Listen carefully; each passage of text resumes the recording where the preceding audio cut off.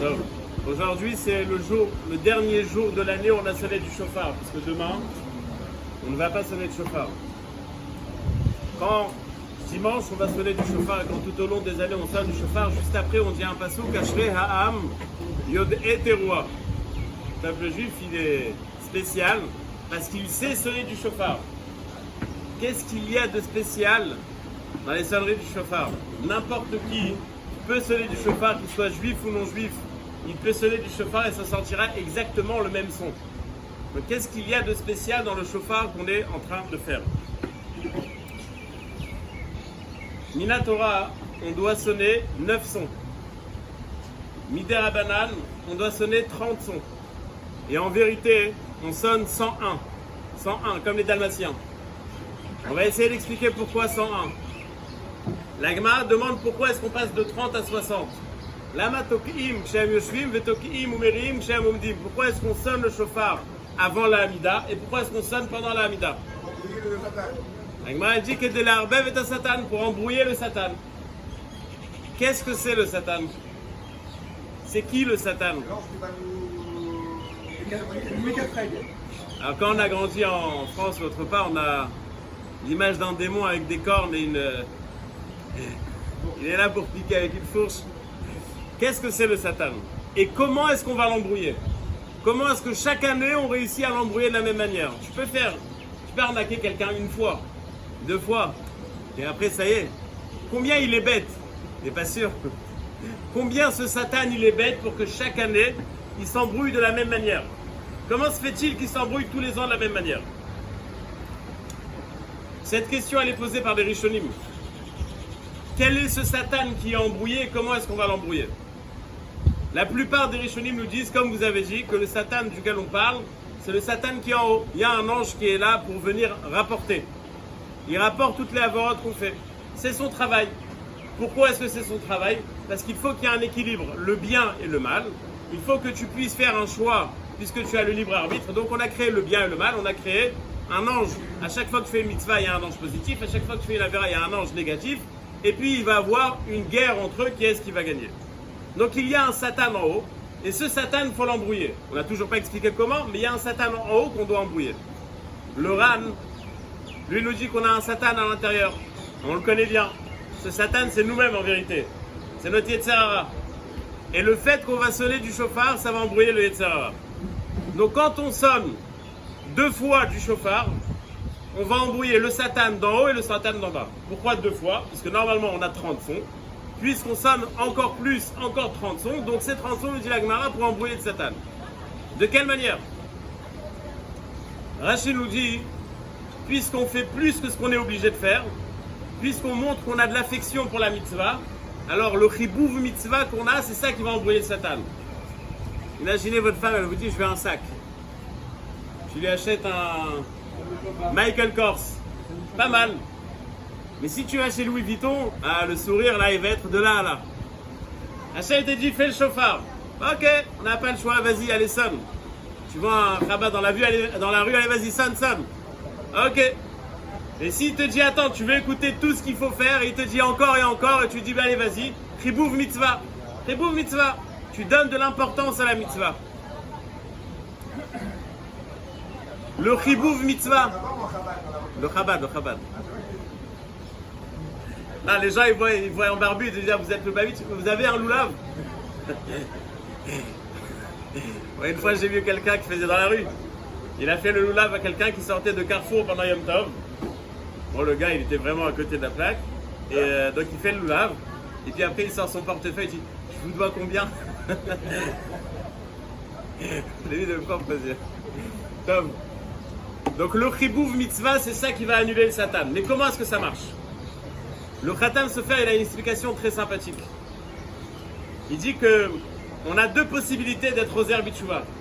Me'ahava ou Me'ira. Me'ira, la situation économique c'est la cata. Cette année on va bien prier, on n'a pas le choix.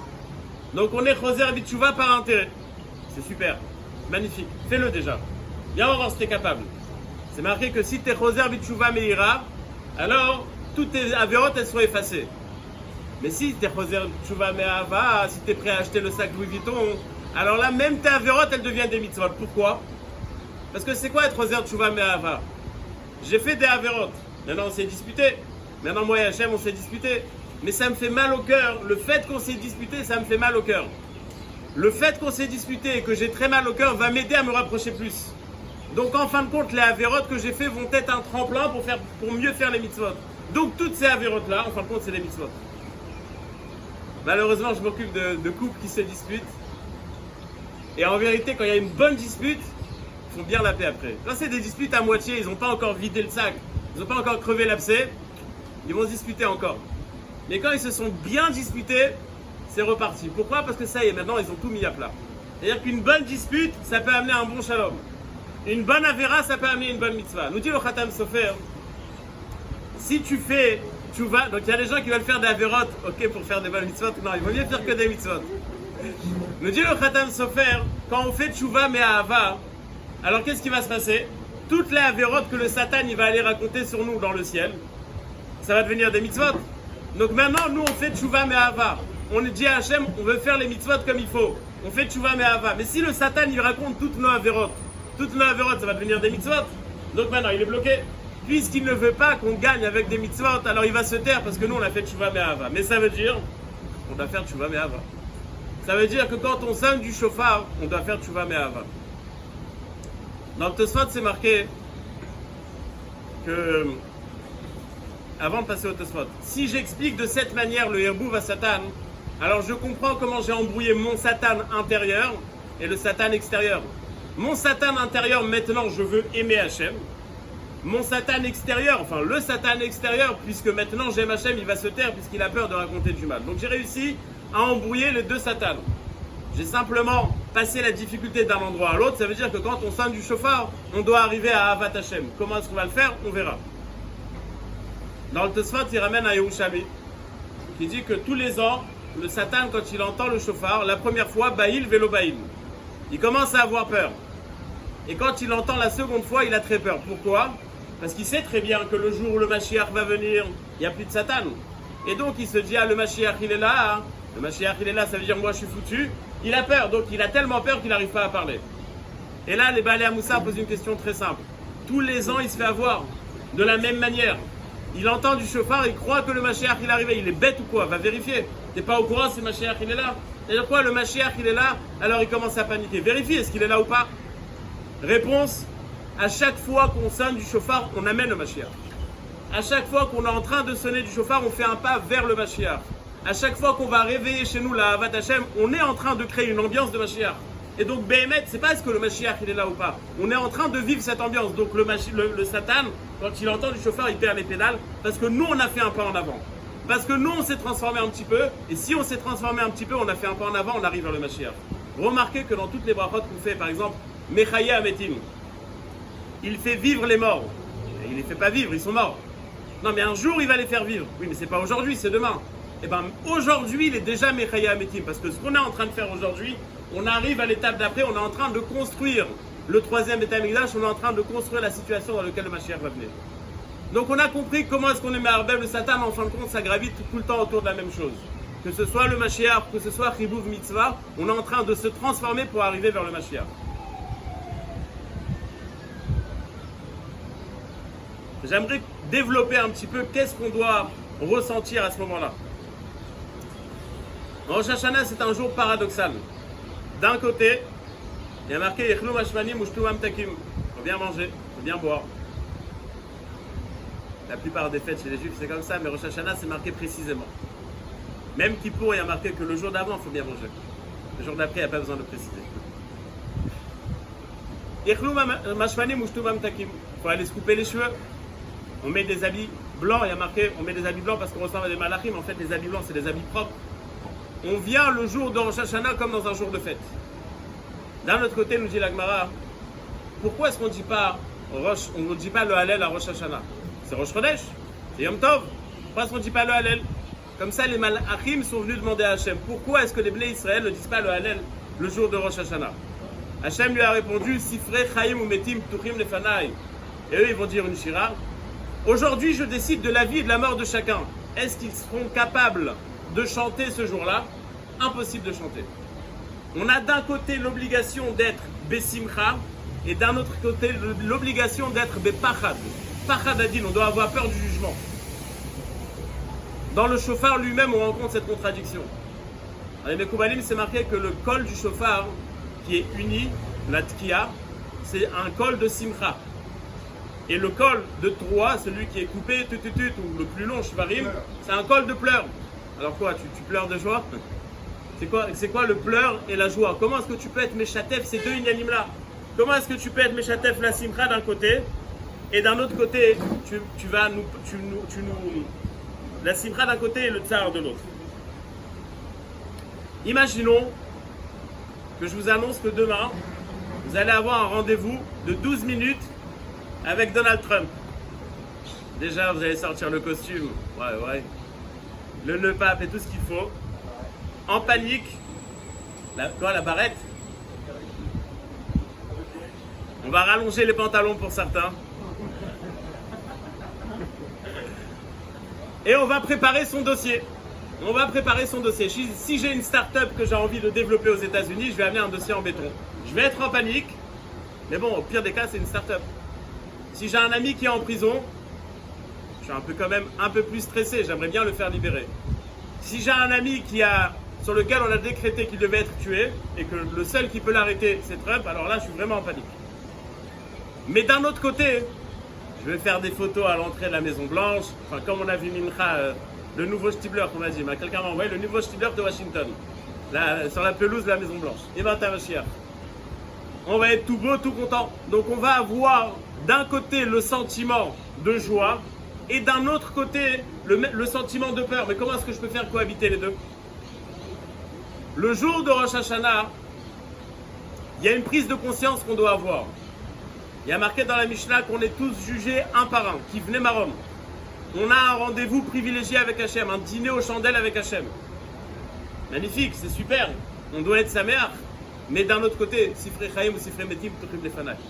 C'est-à-dire que la prise de conscience, la même prise de conscience qu'il y a une Ashgachat Hachem, elle va t'amener à deux sentiments contradictoires. Le fait que tu prends conscience que pour Hachem, il est là que pour toi maintenant. C'est marqué dans les Siyat Yesharim que comment est-ce qu'on voit, comment est-ce qu'on peut vivre la Hamida. Imagine que Hachem, il est devant toi et que tu es en train de lui parler et le seul problème de Hachem, à l'instant où tu lui parles, c'est toi. Il t'écoute, il est là, il t'écoute. Alvaï qu'on arrive à faire ça à Rosh Hashanah. Ça, c'est le vrai de tous les jours. Mais ça veut dire quoi à Rosh Hashanah? Béhémet, il y a mon dossier en privé, ouvert devant Hachem et il est en train de s'occuper de moi. Mais s'il s'occupe de moi, c'est qu'il est préoccupé par moi. S'il est préoccupé par moi, c'est que tout au long de l'année, il est là. Et donc, forcément, le fait qu'aujourd'hui, il s'occupe de moi, ça veut dire que tout au long de l'année aussi, il s'occupe de moi. Et donc, aujourd'hui, je suis très content sur le présent, mais j'ai très peur sur le passé. Comment je me suis conduit, moi, avec lui tout au long de l'année? Comment lui s'est conduit avec moi, je sais que c'est positif. Mais est-ce que moi, j'ai fait ce que je devais faire? Est-ce que moi, je me suis conduit comme je devais me conduire? Donc la prise de conscience qu'il est omniprésent t'amène à deux sentiments contradictoires. D'un côté de la simcha, d'un autre côté de la peur.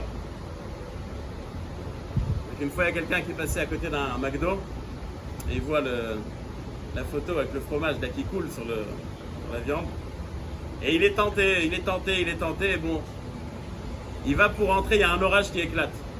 Il lève les yeux au ciel et dit, je peux même pas aller aux toilettes. Il est tout le temps là, il est tout le temps présent, il est tout le temps là pour toi. Hachéla, est-ce que toi tu es là pour lui? Le même sentiment d'omniprésence va t'amener à une conclusion qu'il est tout le temps là pour toi, mais est-ce que toi tu étais là pour lui? Le même sentiment d'omniprésence va t'amener à un sentiment de joie et un sentiment de peur. Quand on sonne du chauffard, on associe les deux sortes de colottes. Ceux qui symbolisent la joie et ceux qui symbolisent la peur. Les pleurs. On va faire d'un côté la tkiya et d'un autre côté la Torah. On va associer ces deux-là. Pourquoi est-ce qu'on va associer ces deux-là? Dans les Mekoubalim, c'est marqué que pourquoi est-ce qu'on sonne sans un son par rapport à Sisra, la mère de Sisra. C'était qui Sisra? Général d'armée qui fait la guerre contre le peuple juif. Et sa mère, elle attend. Elle attend. Elle veut savoir, mon fils, quand il revient. Mais le problème, c'est qu'il ne reviendra pas. Il a été tué quand il a fait la guerre pour le peuple juif. Elle a pleuré, Vateyabev M. Sisra, elle a pleuré sans son. Alors nous, on fait 101. D'abord, chez Irgou Kamoto, tout celui qui veut faire la guerre contre le peuple juif, qui meurt comme lui, tant mieux. Ça fait de la peine pour sa mère, ça fait de la peine pour sa mère. Mais quel rapport, nous, le chauffard, le moment le plus important de l'année, on sonne du chauffard, on se rappelle de la mère de quelqu'un qui nous a voulu du mal. Il a fait 100, on fait 101, quel rapport? Elle a pleuré sans son. Parce qu'elle est en situation, elle perd complètement le pouvoir. Elle est en train de se rendre compte qu'elle ne sait pas ce qui va se passer avec son fils. Elle n'a aucun pouvoir de décider est-ce qu'il va revenir ou est-ce qu'il ne va pas revenir. C'est-à-dire qu'elle est ce qu'on appelle en hébreu Iboud Eshtonot Malé. Elle n'a plus, elle perd tous ses moyens. Le même sentiment de perdre ses moyens quand on est face à Hachem, il est exactement pareil. Le Rav de Ponovitch a expliqué une fois la zgoula qu'on fait à la fin de la Hamida. La zgoula qu'on fait à la fin de la Hamida, on dit un pasouk avec la première lettre et la dernière lettre. Pourquoi est-ce qu'on fait ce pasouk? Parce que pour se rappeler de son prénom. Vous imaginez la situation? Ça fait 90 ans qu'on t'appelle comme ça. Tu vas arriver devant le Beddin Shelmala, tu auras tellement peur, tu vas oublier ton nom. Tu as besoin de faire une zgoula pour te rappeler ton nom. C'est-à-dire que la peur, elle te fait perdre tes moyens. Pourquoi prendre l'exemple de la mère de l'ennemi du peuple de l'Égypte pour faire ça? Même si c'était bon pour troubler un petit peu, et ça reste la mère de quelqu'un qui a voulu... Dans la Kabbalah, c'est marqué comme ça, que Sisra, c'était genre le représentant du Satan, qui est venu faire la guerre contre le peuple juif, et on a gagné le Satan. Mais ce que je vais expliquer, c'est en terre à terre pour nous, c'est-à-dire, il y a le Satan, il y a la guerre contre le Satan. Le Satan, c'est vous des Shtonot, c'est perdre ses moyens. Gagner le Satan, c'est sans un son. Nous, quand on a une prise de conscience qu'on est devant Hachem, d'un côté, on peut perdre nos moyens. Mais d'un autre côté, on sait que c'est devant Hachem. Et puisque c'est devant Hachem, on ne perd pas du tout nos moyens, on est content. On est super content d'être jugé devant Hachem. Remarquez quelque chose d'incroyable. Dans les Slichot, il y a une chanson que tout le monde chante, en chœur. Ratanu lefanecha, rachem aleinu. Hein? Je me suis bien foutu de ta gueule toute l'année. Excuse-moi. N'importe quoi. En chantant, mais il y en a qui le font avec la guitare. Ça veut dire quoi ça? Le pshat, il est pas shoot. Kratanu. On a fait des fautes, mais c'est les fanecha, c'est devant toi. Puisque c'est devant toi, je sais que rachem aleinu. Puisque c'est par rapport à toi que j'ai fauté, je sais que tu as effacé nos fautes. Si c'était mon voisin marocain vexé, pour m'arranger avec lui, bonne chance. Mais si c'est devant toi, Hachem, là c'est sûr que tu vas m'excuser. Donc, Ratanu lefanecha, puisque c'est lefanecha, rachem aleinu. Elle a pleuré sans son, elle a perdu ses moyens. Mais nous, on en rajoute un, on rajoute Hachem. On sait que c'est devant lui. Et puisque c'est devant lui, on est sûr de gagner notre jugement. Et c'est pour ça qu'on va se couper les cheveux, c'est pour ça qu'on va bien manger à Rosh Hashanah, etc., etc. Mais d'un autre côté, Pachad Elokim, on doit avoir peur d'Hachem. Donc, au moment du chauffard, qu'est-ce qu'on est en train de vivre? La joie et la peur à Kol Me'et Hachem. Tout ce que tu nous donnes, ça vient de chez toi. Kol Mashi Yikre Zemimcha, et tout ce que tu vas me donner, j'accepte. C'est le Chibouv Mitzvah, c'est la façon d'être merveille de Satan. On a l'habitude de manger des simanim à Rosh Hashanah. Il y a marqué dans la halakha, je parle de halakha, que chacun doit manger dans sa langue. Des simanim qui sont pas avec sa langue, dans sa langue. Par exemple, manger des bananes. Pour ne pas se faire bananer. Ou pour avoir une bananée.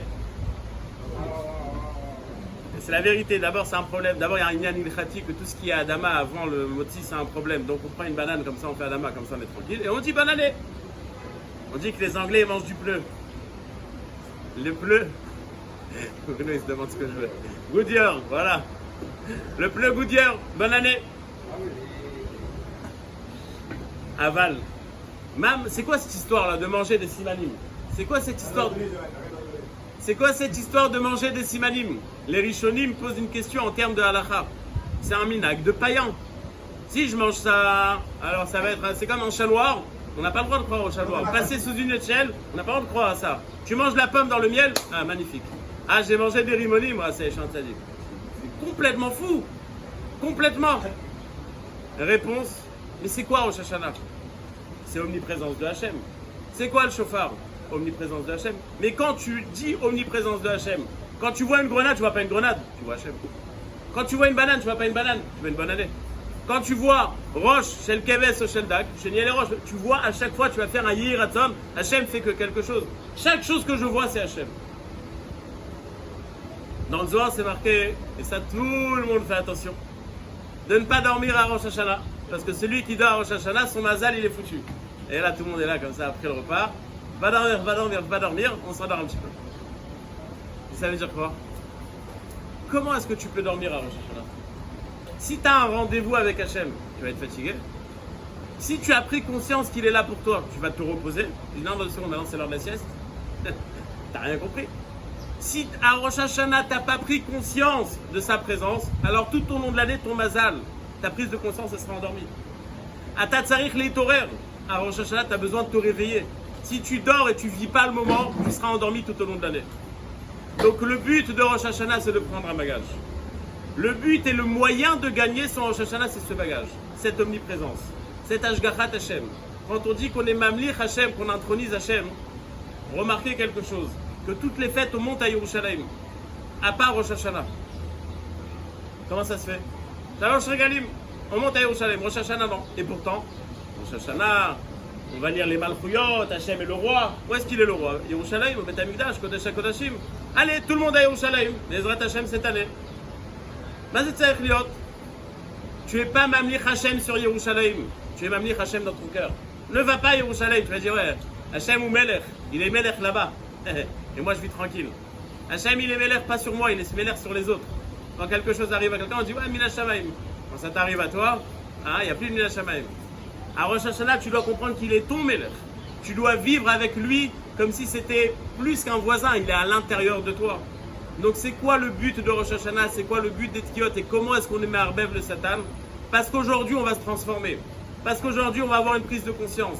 Cette prise de conscience, elle va nous amener à deux sentiments contradictoires. Mais les deux sentiments contradictoires, quand on rajoute le 1, quand on fait 101 son, on comprend que c'est la même chose. Akol me'et Hashem. Donc le but de Rosh Hashanah, c'est de prendre un bagage pour que notre mazal soit réveillé toute l'année. C'est quoi ce bagage? Hashem elech, Hashem alach, Hashem imloch l'olam va'ed, Shana tova umetuka. Ciao,